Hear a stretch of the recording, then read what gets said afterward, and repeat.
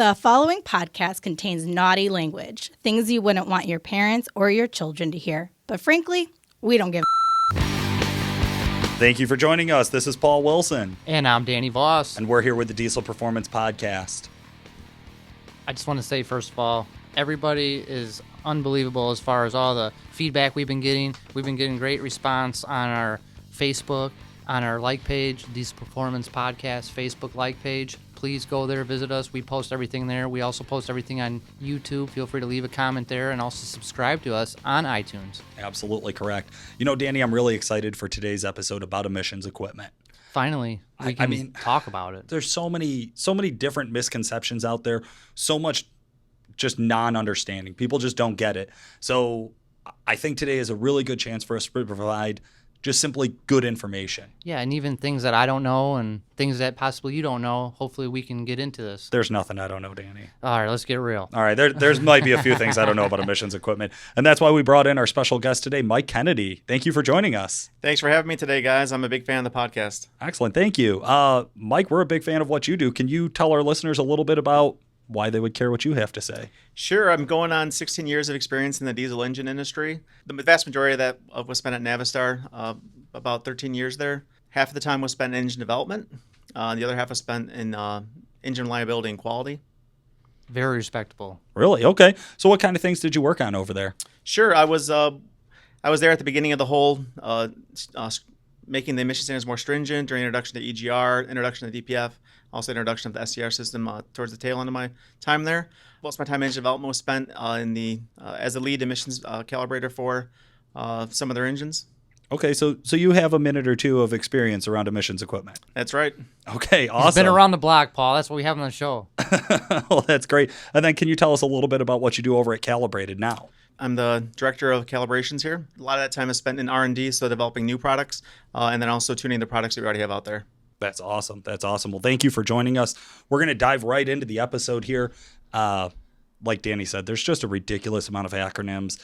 And I think a lot of customers out there hear emissions and they hear these dirty three letters put together, EGR and DPF, and the assumption is that it's terrible. The assumption is that it's all garbage and it's ruining my truck and it's costing me fuel mileage, it's costing me power. But I know from experience with the testing we've done, that's not necessarily the case. And I think the point of today's podcast is really just to educate people about what the emissions equipment is, explain how it works, and then let you decide if that's something that you're okay with being on your truck. That's exactly it. A lot of people think that the first thing they need to do is just eliminate all of this. And a lot of guys have done that.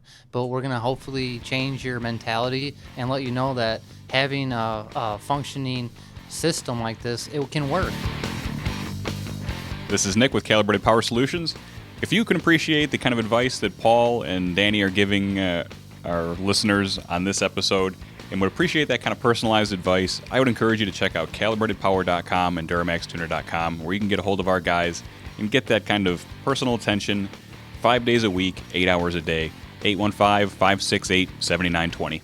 Back to the podcast. So let's dive into it, Mike. I'd like to start at the front of the truck and work our way to the back. I think that's the way most people would think about it. What is the first piece of emissions equipment as I start to work from the front bumper to the back? Sure. And so essentially, beginning from the front to the back, we have the intake throttle, which is at the air intake. Essentially, its role in emissions is to generate a good delta pressure across the back pressure and intake so that you can drive EGR into the engine. Also, it's used you can clamp down on the intake throttle to increase the temperature out of the engine, which also helps to burn off some of the soot during regeneration. Okay, so that's your first point of contact with controlling pressure and temperatures within the emissions equipment. Right, and also to drive the EGR flow. Okay, and drive the EGR flow. Okay. And the throttle blade. Absolutely, yeah, the throttle blade. Okay, so Danny, can you explain a little bit more about what that piece actually is, or maybe? Yeah, I mean, the throttle blade, everybody just unplugs it if they delete it, and it's not the way to go. It's not the way to go. Totally true. So yeah, so that is one of the pieces that does get unplugged in EGR deletes, and so a lot of guys do only know it to unplug it. But like Mike said, what it does is actually drives air into the EGR's primary function, and then some other secondaries there. Okay, and then I know obviously the next thing is the EGR.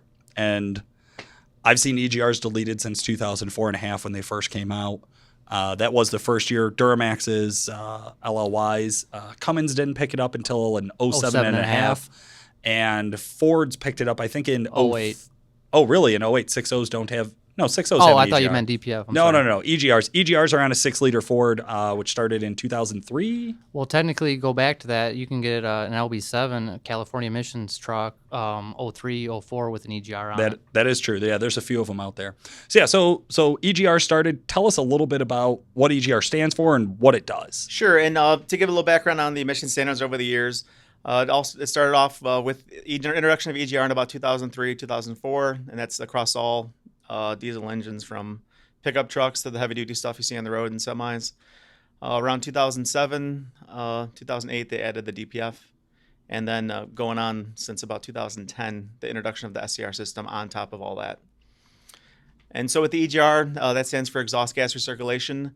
And the idea behind it is the exhaust gas is already combusted gas from the exhaust of the engine. It's taken at the exhaust manifold. And so it's an inert gas, meaning that there's no longer oxygen in it. So it acts as essentially a buffer during combustion. And so it's spacing out the fuel and the air as it's mixed into the cylinder during combustion. And overall, it's lowering the rate of combustion, the temperature during combustion. And that's how NOx emissions is formed, is when you have too much, when the combustion is too hot. Really? Okay, so I had always thought that EGR was used to just pump extra gas into there as though it was using it as air. But it's actually to space out the air in the fuel. Is that correct? Right. It's because it's valuable because it's air that no longer has oxygen in it. Okay. And so it allows the fuel and air to it slows the rate of a combustion in the cylinder. Okay. Excellent. That's something I absolutely did not know about EGRs, to be honest with you. And so that being said, the big reason for the EGR cooler is because we all know exhaust gas is going to be hot. And so the EGR cooler is important in that it takes that hot gas from the exhaust and is able to cool it. And by cooling, you're able to get more. Right? Cooling it makes it more dense, and so you're able to shove more EGR into the intake. That is awesome. Okay. So I always hear terrible stories about EGRs. Horrible stories. Right? Everybody's got a horror story I'm sure they heard over and know of. They block up with soot.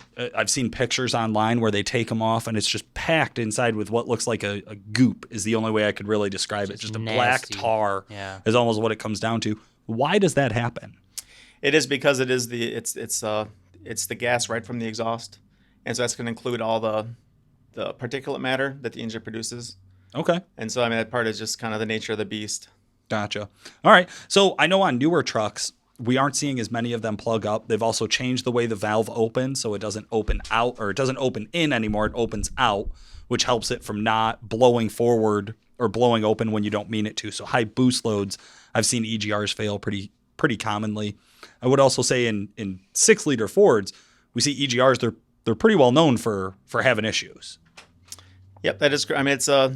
It's one of those issues, one of those things where, as the years progressed, when the EGR valves and these diesel engines were introduced, it was kind of a cutting edge technology. It was the first time anyone was doing this. Right. And then as the years go on, there's better control strategies to better implement the EGR in the system. And then that's the biggest reason why nowadays on the newer engines we're not seeing as much problems with the EGR valve or the EGR cooler.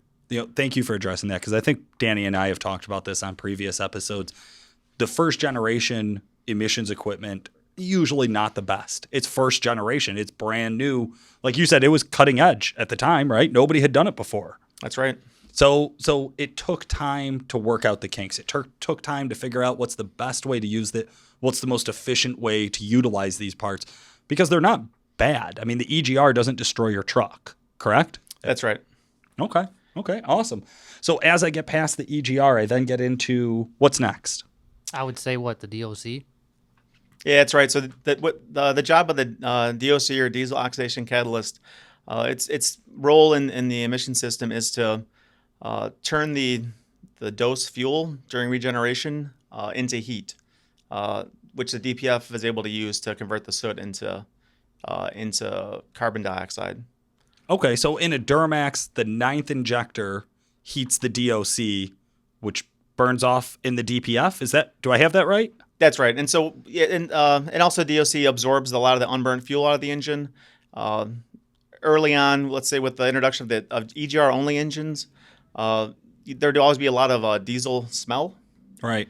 Where now with when they added the DPF and the bigger DOC, a lot of that's removed. You don't get that smell because the unburnt fuel or hydrocarbon that the engine produces even outside of regen gets absorbed by the DOC. So you don't smell like garbage when you get in your truck every morning. The wife doesn't complain when you idle in the garage in the mornings. Mm-hmm. I like it. Okay, so it's not all bad. There's some benefits here. I can see why it was developed.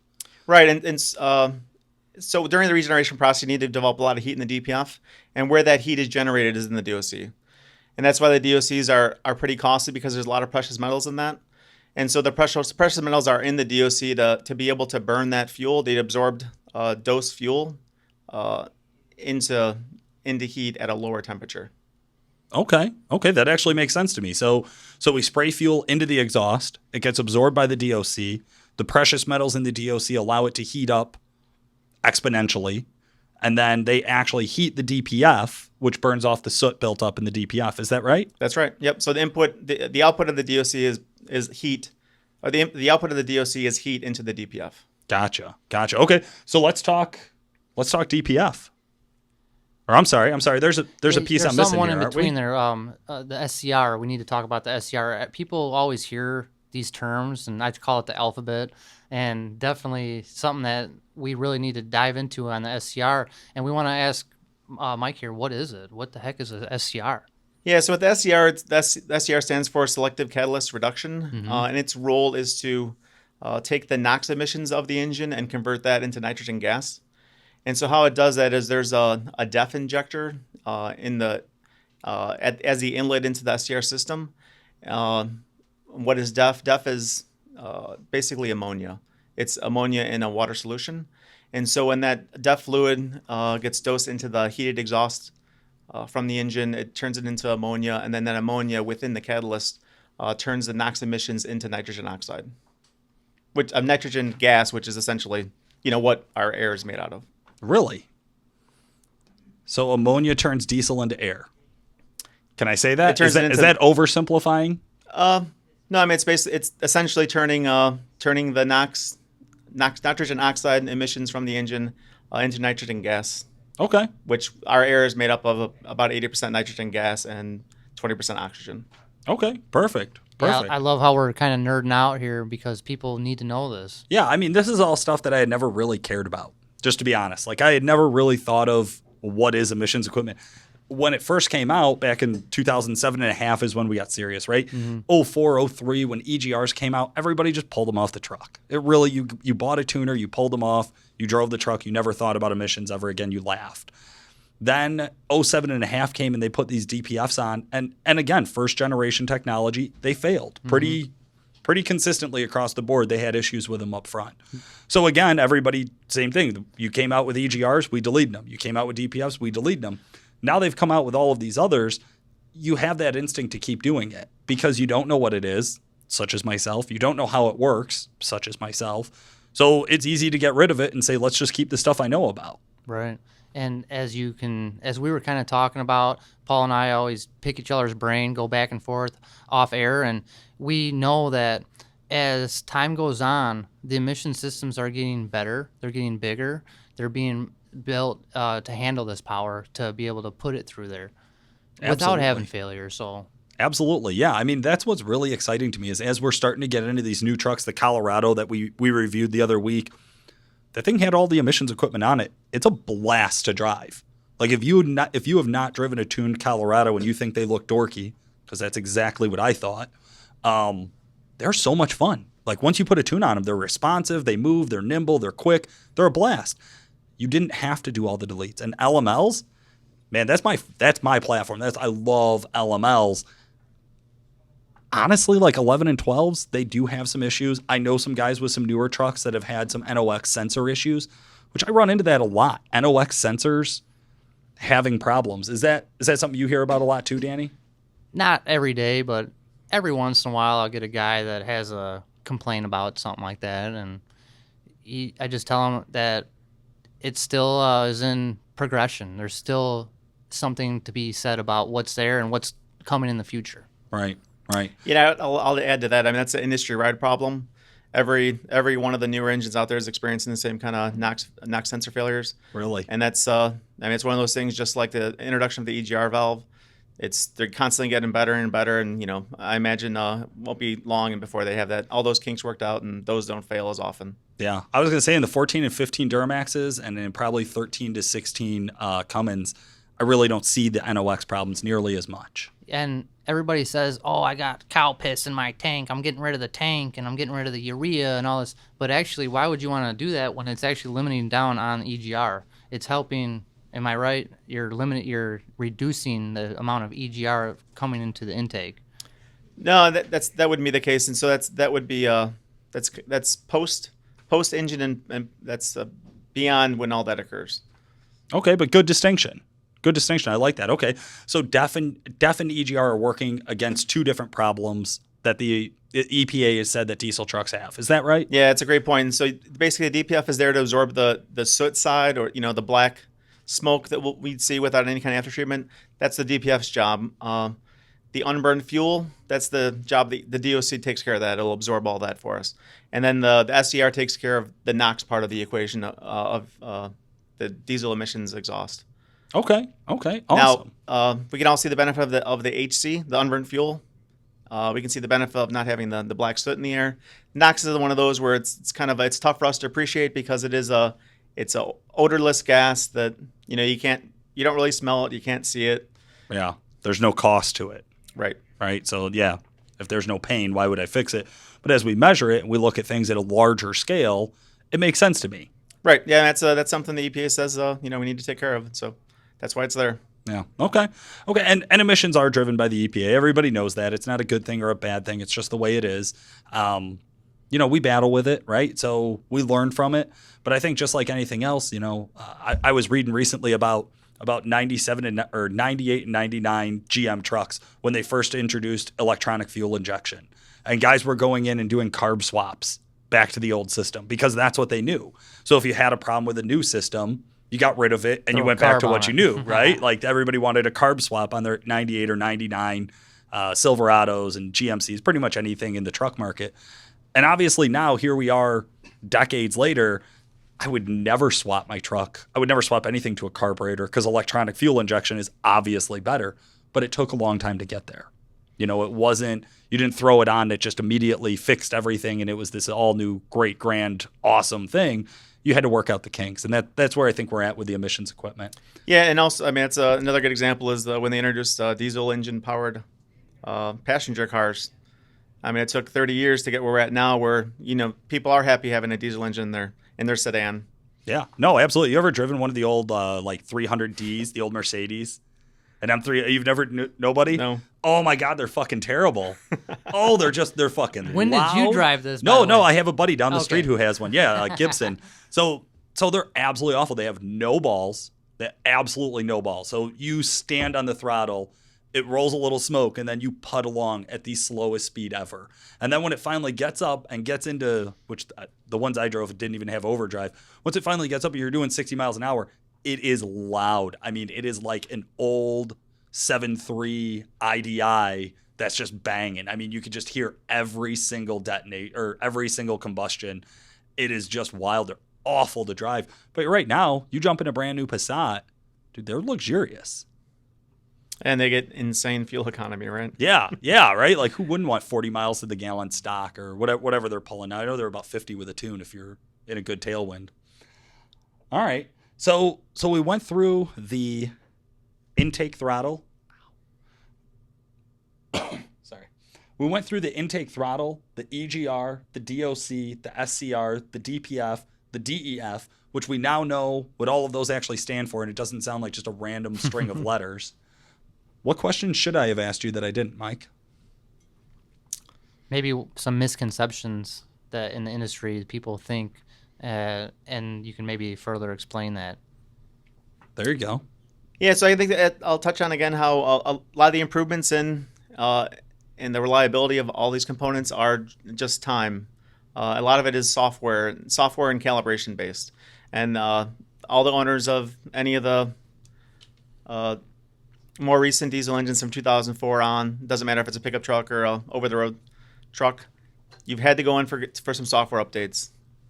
Yeah. And that's what it is. A lot of progression of software and calibration changes to help make these products last a lot longer, make the whole system work a lot better.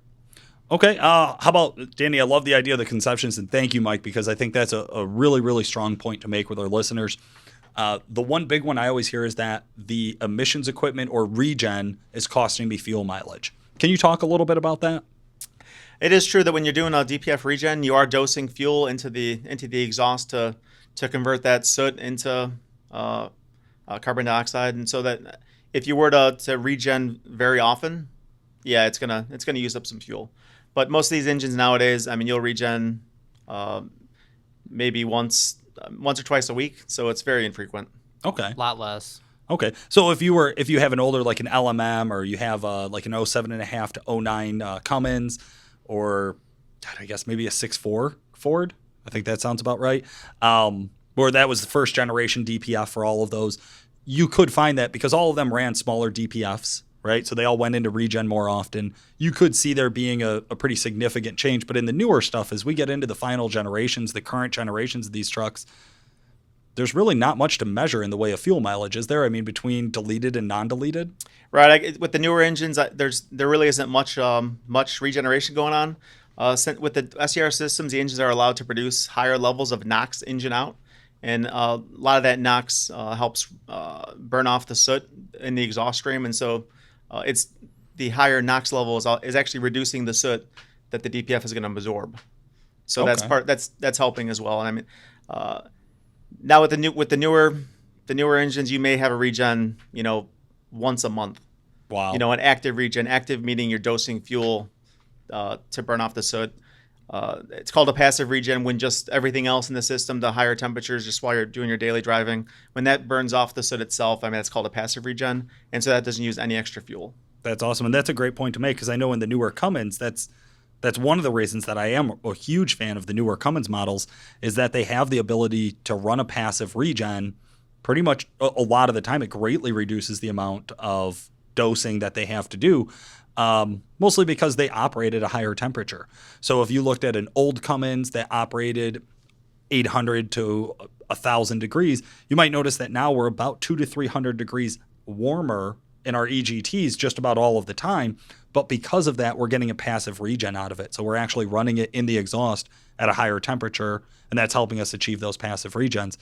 Duramaxes looks like they're still working on catching up to that specific system, but I do like the idea that DEF is helping. The other components, the catalysts, these things are already helping reduce the amount of regen I have to go into. Paul, you're so bright. Your father calls you son.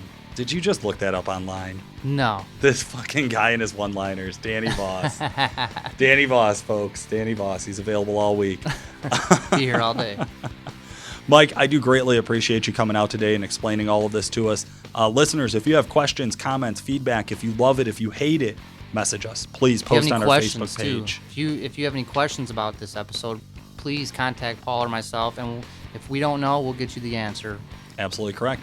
Well, this has been Paul Wilson. I'm Danny Voss. Thank you for listening.